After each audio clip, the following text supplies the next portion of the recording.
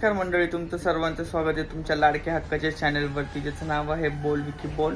कालचा एपिसोड सगळ्यांनी बघितला असेल बिग बॉस. त्याच्यामध्ये बघितलं की आता टोळीमधली एक सदस्य राधा पाटील चं इविक्शन झालेलं आहे. राधा पाटील डिझर्व नव्हती करत जाण्यासाठी, बिकॉज तिचं कॉन्ट्रीब्युशन खूप चांगलं होतं.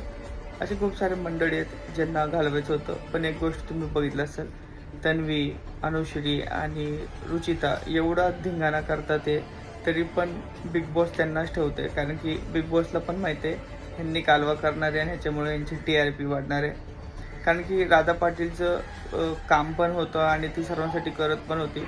आता विशालचं टोळीमधनं एक पर्सन गेलाय, तरी पण विशालला असं वाटतंय की आता 5 मधले 4 गेले तरी 4-40 वरती भारी आहे. पण जर 4-40 वर भारी आहे तर ग्रुपच का पाहिजे, इंडिव्हिज्युअल पण खेळू शकतो, इंडिव्हिज्युअल गेम आहे. बघूया आता पुढच्या भागामध्ये की कोण कोण सगळे नॉमिनेट होणार आहे. भेटूयात.